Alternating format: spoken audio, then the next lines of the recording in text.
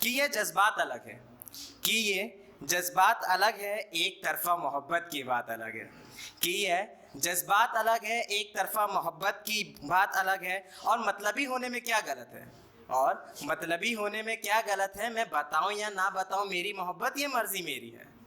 और लिखा है कि निकल आते हैं आंसू उसकी तकलीफ देखकर, निकल आते हैं आंसू उसकी तकलीफ देखकर, खुश हो जाता हूँ मैं उसकी एक मुस्कान देखकर।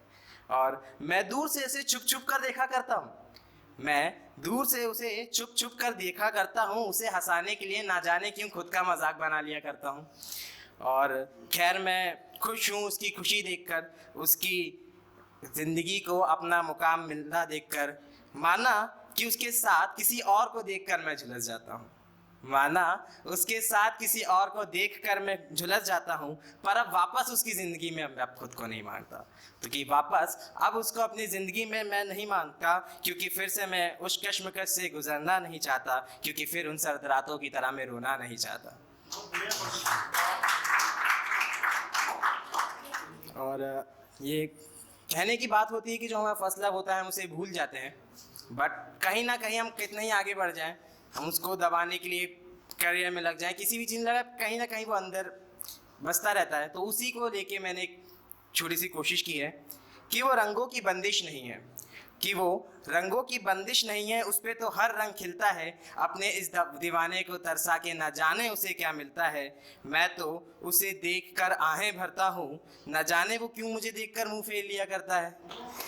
और वो बालों से खेलकर यूं ही इशारे किया करती है, वो बालों से खेल, अधिकतर ये बहुत मिसअंडरस्टैंडिंग है कि अगर कोई लड़की आपकी तरफ देख के अपने बालों से खेल रही है तो वो कुछ इशारे करिए, ऐसा कुछ नहीं होता, जस्ट हमारी मन की कल्पना होती है। तो उसको लिखा है कि वो बालों से खेलकर यूं ही सोचा करती है, मैं इन विचारों मैं यूं ही इन इशारों से परेशान रहता हूँ, वो यूं ही आज़ादी से अपने मंजरों को छूती रहती है, और मैं ना जाने क्यों पानी को पकड़ने की कोशिश करता रहता हूँ।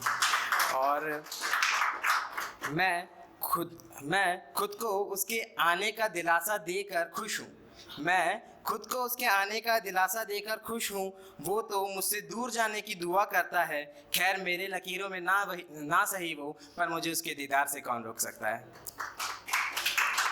कि वो खिलौना खेलने की उम्र में, वो खिलौना खेलने की उम्र में गुब्बारे बेच रहा है, मायूसी शक्ल लिए वो बच्चा मेरी कार के लिए स्माइली बेच रहा है। कि खिलौना खेलने की उम्र में वो गुब्बारे बेच रहा है, मायूसी शक्ल लिए वो बच्चा मेरी कार के लिए स्माइली बेच रहा है। और न जाने किस और जा रहा है ये देश मेरा, कि न जाने किस और जा रहा है ये देश मेरा, जहाँ एक बच्चा अपना बचपन बेच रहा है। और हम अधिकतर शिकायत करते हैं कि हमारे जो कोर्स बुक्स रहते हैं, बैग्स रहते हैं, वो बहुत भारी होता है।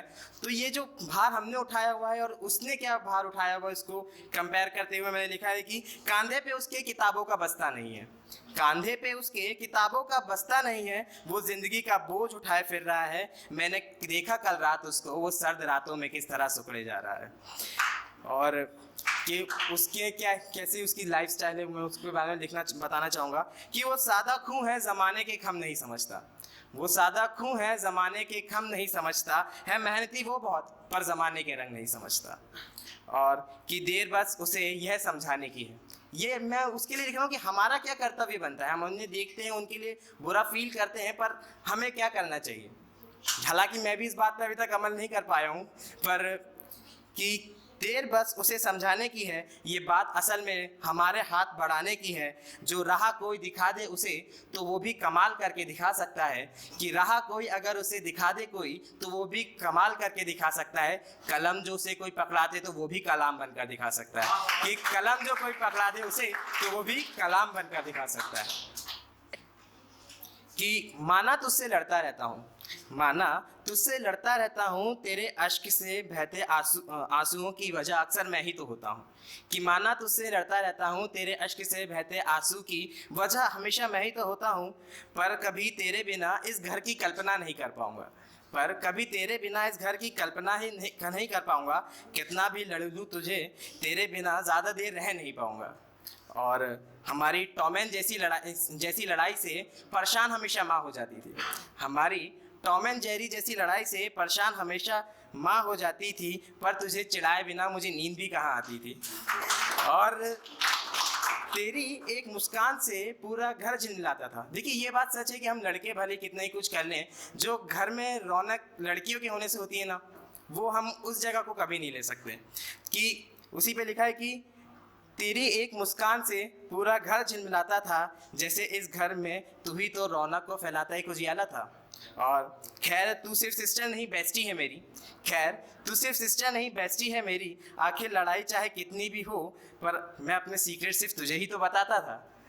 और चलो अब वक्त है तेरे जाने का, एक घर तो संवार लिया, अब वक्त है दूसरे को निखारने का। और पर याद रखना ये घर भी हमेशा तेरा ही रहेगा, याद रखना ये घर भी हमेशा तेरा ही रहेगा, आखिर है कौन तेरी जगह तेरे जैसा जो तेरी जगह ले सकेगा। और माना कहता हूँ मैं कि तेरे जाने से खुशी सबसे ज़्यादा मुझे होगी। देखिए बचपन में हमारे जब सिस्टर से हमारी लड़ाई होती है, हम अधिकतर ये बोलते हैं कि तू जा, तेरी जब शादी होगी तो मैं पार्टी दूंगा सबको, मैं सबसे ज़्यादा खुश होऊंगा। पर होता सबसे उल्टा ही है कि माना कहता हूँ मैं कि तेरे जाने से मुझे खुशी होगी, पर देखना तेरे जाने पे सबसे ज़्यादा आंखें तेरे भाई की ही नम होगी, पर देखना तेरे जाने पे सबसे ज़्यादा नम आंखें तेरे भाई की ही होगी। कि वो लड़की है जो सक्षम भी है, वो लड़की है जो सक्षम भी है, वो लड़की है जो दुनिया का कल भी है। कि वो लड़की है, वो शक्ति है जो सक्षम भी है, वो लड़की है जो दुनिया का कल भी है। वो कोमल है पर कमज़ोर नहीं, वो कोमल है पर कमज़ोर नहीं, वो गुड़िया जैसी मंजुल है पर वो कोई खिलौना नहीं। मंजुल का मतलब सुंदर होता है, कि वो गुड़िया जैसी मंजुल है पर वो कोई खिलौना नहीं है। वो झील सी शीतल है पर है चट्टान सी मजबूत भी, वो झील सी शीतल है पर है वो चट्टान सी मजबूत भी। वो ममता का रूप भी है और काली का स्वरूप भी, कि वो ममता का रूप भी है और काली का स्वरूप भी। वो चाहती है कुछ करना पर न जाने क्यों वो आज़ाद हो नहीं पाती, वो चाहती है कुछ करना पर ना जाने वो आज़ाद क्यों हो नहीं पाती। वो उड़ना ज़रूर चाहती है पर ना जाने क्यों पिंजरों को तोड़ नहीं पाती। वो सीता है जो आज भी अग्नि परीक्षा दिए जा रही है, वो सीता है जो आज भी अग्नि परीक्षा दिए जा रही है, पर पवित्र होते हुए भी ना जाने क्यों समाज के दबाव में दबी जा रही है। और वो बढ़ने की चाह रखती है पर रुक जाती है इन चीन सी नज़रों से, वो बढ़ने की चाह रखती है पर रुक जाती है इन चील सी नज़रों से। अगर बढ़ाना है इस देश को तो अब बेटियों को पढ़ाना होगा, कि अब अगर बढ़ाना है इस देश को तो बेटियों को पढ़ाना होगा, अगर सुधारना है समाज को तो नियमों को और थोड़ा कड़ा बनाना होगा। और ये सिर्फ कैंडल मार्च निकालने से नहीं होगा। हम देखते हैं कोई भी ऐसा इंसिडेंस होता है तो हम लोग सब कैंडल मार्च निकालते हैं, थोड़े दिन तक हैशटैग्स चलते हैं इंस्टाग्राम पे और कुछ दिनों बाद सब चीज़ें शांत हो जाती है। तो उसके लिए लिखा है कि यह सिर्फ कैंडल मार्च निकालने से ना नहीं होगा और ना ही नए हैशटैग से होगा, ये होगा तो सिर्फ सोच बदलने से होगा।